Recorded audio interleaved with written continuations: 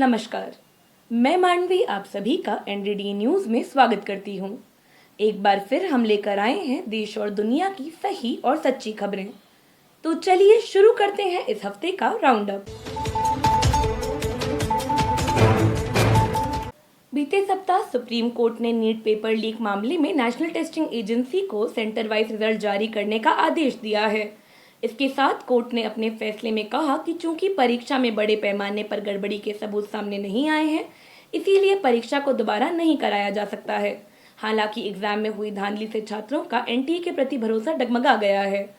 Court आदेश के बाद जारी किए गए सेंटर वाइज रिजल्ट से चौंकाने वाले खुलासे हुए हैं। एक रिपोर्ट में सामने आया है कि सर्वोच्च अंक लाने वाले 50 सेंटर में से 37 राजस्थान के सीकर में ही हैं। इतनी बड़ी संख्या में एक ही जिले से अधिक संख्या में छात्रों का हाई सिलेक्शन से आम लोगों और छात्रों के मन में व्यापक पेपर लीक का संदेह दोबारा पैदा हुआ है। सुप्रीम कोर्ट ने विवाद का केंद्र बने नीट यूजी की परीक्षा में भौतिकी के प्रश्न पर आईआईटी दिल्ली से विशेषज्ञ पैनल से रिपोर्ट मांगी है। इधर परीक्षा धांधलियों पर कर्नाटक और बंगाल सरकार ने नीट के खिलाफ राज्य में प्रस्ताव पारित किया है। इसके साथ ही यूपीएससी की पेपर लीक और नियुक्तियों में भाई भतीजावाद के आरोपों के बीच यूपीएससी अध्यक्ष मनोज सोनी ने अपना कार्यकाल पूरा होने से पहले ही इस्तीफा दे दिया है। जानकारों के अनुसार भाजपा शासित केंद्र सरकार इन घटनाओं पर चारों तरफ से घिरी हुई है और मनोज सोनी का इस्तीफा अपनी छवि सुधारने का एक प्रयास मात्र है। बीते मंगलवार को वित्त मंत्री निर्मला सीतारमण ने नई सरकार का पहला बजट पेश किया। एक ओर जहां सरकार इसे जनता के फायदे का बजट कह रही है, वहीं दूसरी ओर विपक्ष इसे जनविरोधी बताते हुए सरकार की आलोचना कर रहा है। शिक्षा के बजट घटने, रोजगार योजनाओं में कटौती करने, महिला सुरक्षा के प्रति ध्यान नहीं देने, किसानों को फसल की खरीद की गारंटी न देने तथा आर्थिक गैर बराबरी को दूर करने के उपाय नहीं लाने के लिए सरकार की आलोचना हो रही है। कांग्रेस ने बजट को खोखला बताते हुए इसे किसान, युवा, दलित और मजदूर विरोधी बताया।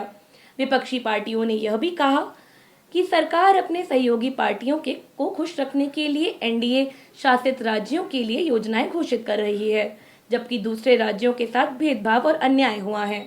सरकार पर पक्षपात का आरोप लगाते हुए तमिलनाडु, तेलंगाना, हिमाचल प्रदेश समेत 8 राज्यों के मुख्यमंत्रियों ने प्रधानमंत्री की अध्यक्षता में आयोजित होने वाले नीति आयोग की मीटिंग का बहिष्कार किया। इसी बीच तेलंगाना सरकार ने विधानसभा ने केंद्रीय बजट को पक्षपाती बताते हुए उसके खिलाफ एक प्रस्ताव पास किया। राजनीतिक पार्टियों के अलावा किसान संगठनों, मजदूर यूनियनों, महिला संगठनों, छात्र संगठनों ने भी बजट का विरोध किया और बजट को पूंजीपति समर्थक तथा जनविरोधी बताया।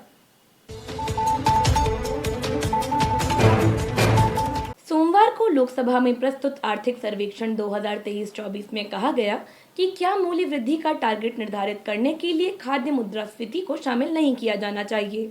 सर्वेक्षण में कहा गया कि विकासशील देशों में उपभोक्ता मूल्य सूचकांक में खाद्य पदार्थों का एक बड़ा हिस्सा है, जिसके आधार पर मुद्रास्फीति को मापा जाता है। आर्थिक सर्वेक्षण में कहा गया कि खाद्य मूल्य वृद्धि से कम आय वाले नागरिक अत्यधिक प्रभावित होते हैं, जिसे प्रत्यक्ष लाभ हस्तांतरण या उचित अवधि के लिए वैध कूपन के माध्यम से खरीद द्वारा संभाला जा सकता है। हालांकि इस मामले पर जानकारों का कहना है कि सरकार का पक्ष गरीब हितैषी नहीं बल्कि गरीब विरोधी जान पड़ता है। जहां खाद्य पदार्थों पर बढ़ती महंगाई से जनता त्रस्त है, वहीं प्रत्यक्ष लाभ हस्तांतरण आदि उपाय नाकाफी हैं। किसानों को उनकी फसल का उचित दाम मिले, इसके लिए पूर्ण सरकार खरीद और निचले तबके को उपयुक्त अन्न मिले, इसके लिए पब्लिक डिस्ट्रीब्यूशन सिस्टम यानी राशन की व्यवस्था को मजबूत किया जाना चाहिए। इस खाद्य सुरक्षा पर सरकार के नाकाफी रवैये का खुलासा 22 जुलाई को जारी state of food security and nutrition in the world नामक रिपोर्ट में भी हुआ है। रिपोर्ट के अनुसार भारत की आधी से अधिक आबादी लगभग 55.6% स्वस्थ आहार का खर्च उठाने में असमर्थ है। यह आंकड़ा सभी दक्षिण एशियाई देशों के औसत 53.1 से कहीं ज्यादा है।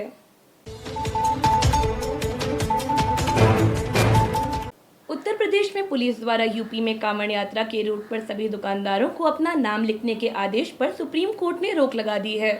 इस आदेश के खिलाफ सुप्रीम कोर्ट में याचिका दायर की गई थी, जिस पर सुनवाई करते हुए कोर्ट ने कहा कि जीविका सभी का अधिकार है। दुकानदारों को सिर्फ खाने का प्रकार बताना होगा, मालिक का नाम या अन्य कर्मचारियों की पहचान लिखने की जरूरत नहीं है। इसके साथ ही कोर्ट ने उत्तराखंड, मध्य प्रदेश और उत्तर प्रदेश सरकार को नोटिस भी जारी किया है। याचिकाकर्ताओं ने उत्तर प्रदेश सरकार के इस फैसले को सांप्रदायिक तनाव पैदा करने वाला और भेदभावपूर्ण बताया था। कांवड़ियों के नाम कुछ शरारती तत्वों द्वारा उत्तर प्रदेश, हिमाचल व अन्य राज्यों में हंगामा, तोड़फोड़ और मारपीट के वीडियो सामने आए हैं और वायरल भी हुए हैं। कांवड़ियों द्वारा उग्र हिंसा में पुलिस तमाशबीन बनी हुई दिखाई पड़ती है। उत्तराखंड के हरिद्वार और रुड़की में कांवड़ियों ने रिक्शा चालक और ट्रक ड्राइवर के साथ मारपीट की। वहीं यूपी के मुजफ्फरनगर में पेट्रोल पंप में कांवड़ियों ने तोड़फोड़ करी, जिसकी खबरें सामने आई हैं।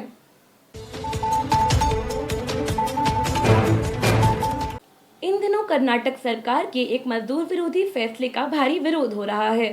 सरकार की ओर से आईटी सेक्टर में दैनिक शिफ्ट की सीमा को 14 घंटे करने का प्रस्ताव लाया गया है।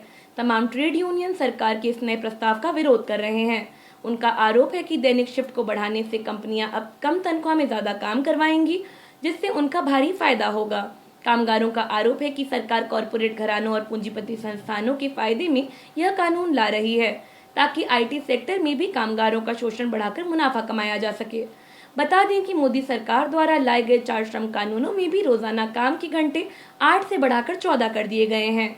इस बीच बड़े आईटी कंपनी इन्फोसिस के मालिक नारायण मूर्ति के उस बयान की याद दिलाई जा रही है, जिसमें उन्होंने देश के मजदूरों को कामचोर बताते हुए हर दिन हफ्ते में 70 घंटे काम करने की सलाह दी थी। हकीकत ये है कि फैक्ट्री मालिक मजदूरों को 14 से 15 घंटे काम करने को मजबूर करते हैं। मजदूरों को बेहद खराब परिस्थितियों में न्यूनतम मजदूरी से कम में काम करने को मजबूर किया जाता है। बिहार के पूर्वी चंपारण जिले में टैंक की सफाई के दौरान 5 सफाई कर्मी जहरीली गैस की चपेट में आ गए। दम घुटने से 4 सफाई कर्मचारियों की मौत मौके पर ही हो गई, जबकि एक को गंभीर हालात में अस्पताल में भर्ती कराया गया, जिससे गुस्साए परिजन और स्थानीय लोगों ने प्रदर्शन किया। हाल ही में राज्यसभा में सामाजिक न्याय एवं कल्याण राज्य मंत्री रामदास अठावले ने सरकार की ओर से पक्ष रखते हुए कहा कि पिछले 5 वर्षों में देश में हाथ से मैला ढोने की कोई रिपोर्ट नहीं आई है।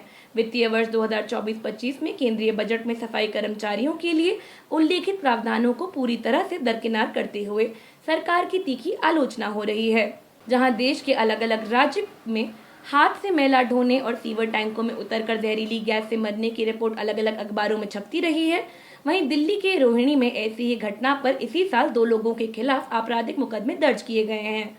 सरकार की नजरअंदाजगी और राज्यसभा में दिए गए बयानों पर कड़ी आपत्ति जताई जा रही है।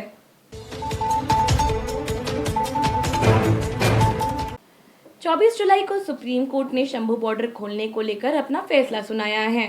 अपने आदेश में कोर्ट ने कहा कि जब तक कमेटी नहीं बन जाती, तब तक पंजाब और हरियाणा की सरकारें शंभू बॉर्डर पर यथास्थिति बरकरार रखेंगी।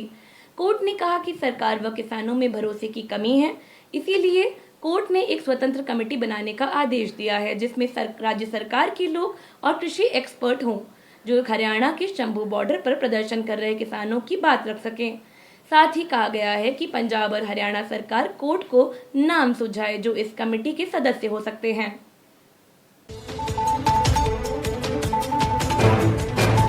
जाते जाते एक नजर डाल लेते हैं देश और दुनिया की अन्य महत्वपूर्ण खबरों पर। भारी बारिश के चलते मुंबई, पुणे, रायगढ़, रत्नागिरी में आईएमडी ने जारी किया रेड अलर्ट। मुंबई में स्कूल कॉलेज बंद, पुणे में 4 लोगों के मरने की खबर। इंटरनेशनल कोर्ट ऑफ जस्टिस ने कहा कि इजराइल की नीतियां अंतर्राष्ट्रीय कानूनों का उल्लंघन करती हैं। केंद्र सरकार की ओर से बयान। 2020 में फाइनेंस पैनल ने हीटवेव को प्राकृतिक आपदा मानने से इनकार किया। बीते महीने 100 से अधिक मौतें और 40,000 हीट स्ट्रोक के मामले दर्ज हुए। पेरिस ओलंपिक की शुरुआत 26 जुलाई से। पेरिस समेत फ्रांस के कई शहरों में होगा प्रतियोगिताओं का आयोजन। भारत सरकार ने माना बीएसएनएल के उपभोक्ताओं का हुआ पर्सनल डेटा लीक। बांग्लादेश में सुप्रीम कोर्ट ने वॉर हीरो आरक्षण के विरोध में व्यापक प्रदर्शन के चलते आरक्षण पर रोक लगाई। अब तक 150 लोगों की मौत। अमेरिका के राष्ट्रपति जो बाइडेन राष्ट्रपति चुनाव की दौड़ से बाहर, कमला हैरिस को बनाया गया नया उम्मीदवार। भारतीय कंपनियों के 100 कफ सिरप क्वालिटी टेस्ट में फेल। हानिकारक कफ सिरप से कई देशों में बच्चों की मौत की घटनाएं सामने आई थीं। मध्य प्रदेश सरकार में SC/ST फंड को गौ सेवा, वेलफेयर व बाकी धार्मिक अनुष्ठानों के खर्च में लगाया गया। इसका भारी विरोध। सुप्रीम कोर्ट में 4000 परिवारों को बेघर करने के मामले पर भारतीय रेल को फटकार लगी। खेलों और अधिकारों से जुड़े वैश्विक संगठन स्पोर्ट्स एंड राइट्स अलायंस ने कहा, ब्रजभूषण द्वारा उत्पीड़न की व्यापकता उनके खिलाफ दर्ज आपराधिक आरोपों से कई अधिक। शनिवार 20 जुलाई और रविवार 21 जुलाई को 3 राज्यों उत्तर प्रदेश, राजस्थान और पश्चिम बंगाल में मालगाड़ियों के पटरी पर उतरने की घटनाएं सामने आईं, जिनके कारण रेल यातायात बाधित। वन नेशन वन इलेक्शन के खिलाफ कर्नाटक विधानसभा में पारित किया गया प्रस्ताव। रिसर्च के अनुसार कोविड-19 के दौरान सरकारी आंकड़ों से करीब 3 लाख ज्यादा मौतें। शोधकर्ताओं ने कहा, सरकार अपनी गलतियां छिपाने का कर रही है प्रयास। आज के राउंड अप में बस इतना ही। मिलते हैं अगले सप्ताह जनपक्ष स्तर खबरों का ब्यौरा लेकर। तब तक NDD न्यूज को सब्सक्राइब करें और इस वीडियो पर लाइक, शेयर और कमेंट अवश्य करें।